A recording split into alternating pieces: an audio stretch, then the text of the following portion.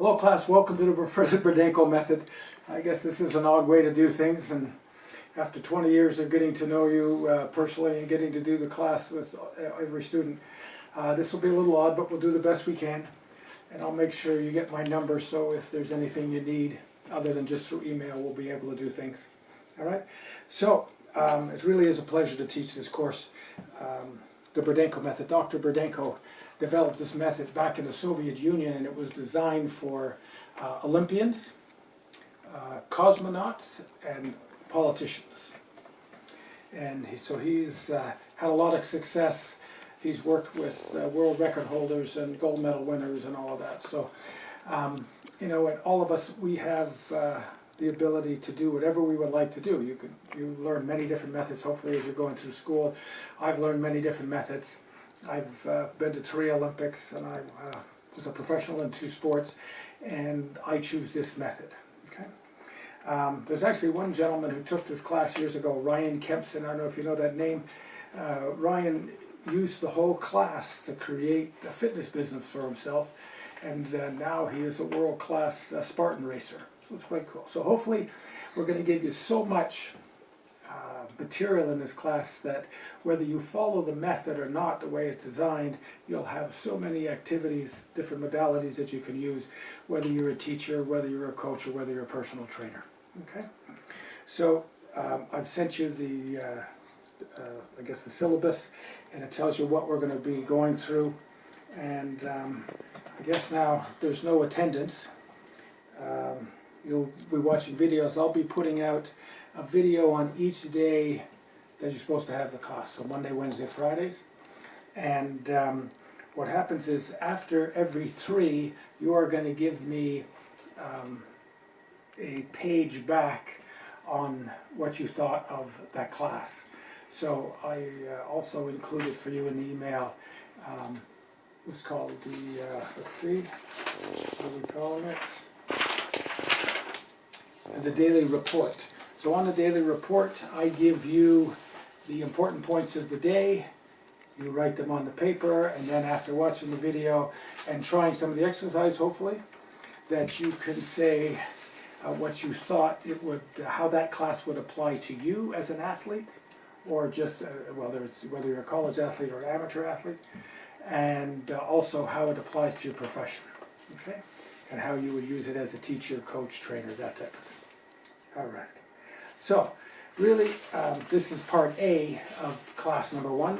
Part B has the physical activities that you would have done during this class, so that's already loaded. But here we're going to just talk a little bit about the Burdenko method. Let's see, you have this on your papers under the title Burdenko method. It's really neat. This method takes 4 directions, meaning conditioning, training, recovery, and rehabilitation. A lot of times a coach has to go to different places with different theories to do all of these things. With this method, you can apply it to each one of these areas. Rehabilitation is explanatory, you understand that. Conditioning and training. Conditioning is for young athletes or for top athletes who are in the beginning of their off season. Just general conditioning. Nothing specific to the sport. As a young athlete gets older, or as an older athlete gets closer to their season, then they do training, and that's when it gets more specific to the sport. Okay? Recovery, since this method is land and water based, then the recovery can be done in the water. The water will be a great way to supplement the activities you did on land, but it is the #1 recovery, and you should put as much effort into recovery as you do into your conditioning and training. Okay. Number 2 here says simple to complicated. So let's say someone's coming back from an injury. They would start in the deep end of the water, they can move to the shallow end, then they move to land where they're lying, then sitting, then standing, then moving. So whether you're starting a training session or you're progressing your athlete along, you get simple to complicated. Just regular body squats, then maybe squats when they're moving, squats where they have different angles, squats with weight, all of that type of thing. So anything, any exercise you can think, an exercise can be as simple as for someone who has a disability to someone who has La Cirque du Soleil. You can change that exercise for any level you want, but you would move simple to complicated. We work in all directions, as you're going to see. If you go forward, you go backwards. We try to go backwards as much as we go forwards, but we move side to side. It should be all multi-direction. And you're thinking whole body, not parts. There may be times when you're isolating one part of the body to control it while you move something else, but you're thinking full body. So something like, let's say a preacher curl in the weight room where you're bent over and just doing a curl, that doesn't apply. But maybe so if you have tubing attached from the bar to your feet, so you can do a kick at the same time. But we're thinking full body, not body, individual body parts. Okay? We work in 3 speeds. The simplest is to do a slow, medium, fast. You could do 3 sets, a slow set, a medium set, a fast set, or within 1 set you can change the speeds. But changing the speeds is very, very important. Okay? It builds up all the different qualities. It's great for technique. If you're learning something new, you do it slowly so you learn it. Do it a little faster so you groove it, and then you do it very fast because you're testing it for game speed. Okay? It's good for building muscle mass, it's good for building endurance, it's good for building speed, and it helps reduce adaptation. Okay? You do the same exercise more than 2 days in a row, your body starts adapting. If you change speeds, as well as change, as we said, the stimulus with the exercise, then you have more success. Okay? And again, not everything is slow, medium, fast. Something like a clean, if you're doing your cleans, you can't do them slowly, but you can take the time in between. Maybe you take a minute in between, and then the next time you're taking 30 seconds in between, and the next time there's no delay whatsoever, you just do one clean right after the other.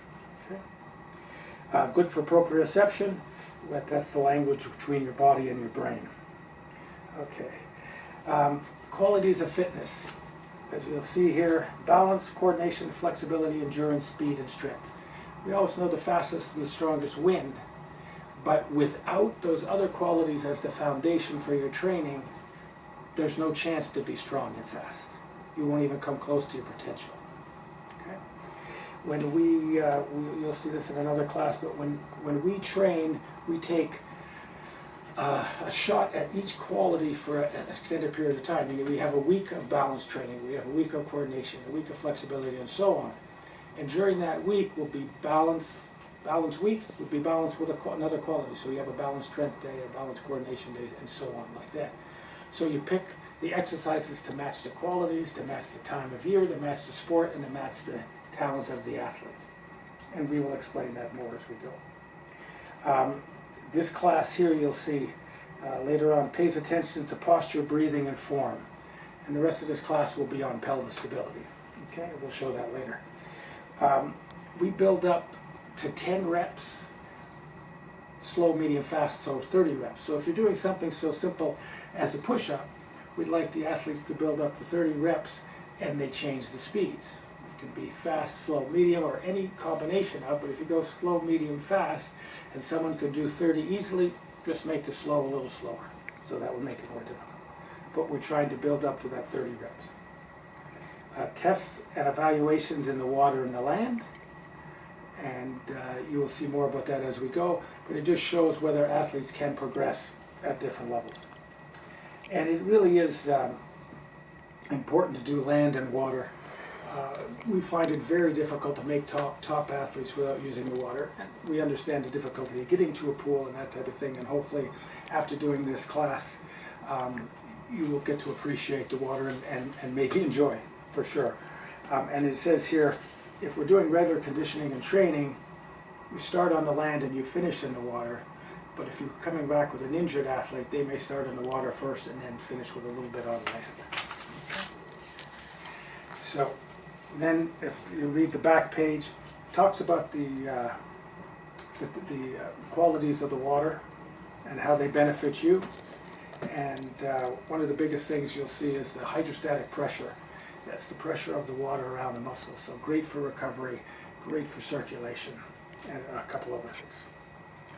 Okay, and then one of the biggest things, when we go in the water, just like on the land, we work in all different planes, for sure, but the major component is to work in that vertical functional position that we work in. Okay? And again, you get to move around, and it really is a nice pain-free environment. Okay. Last point here, dynamic exercises are better for the muscles, organs, and the body system.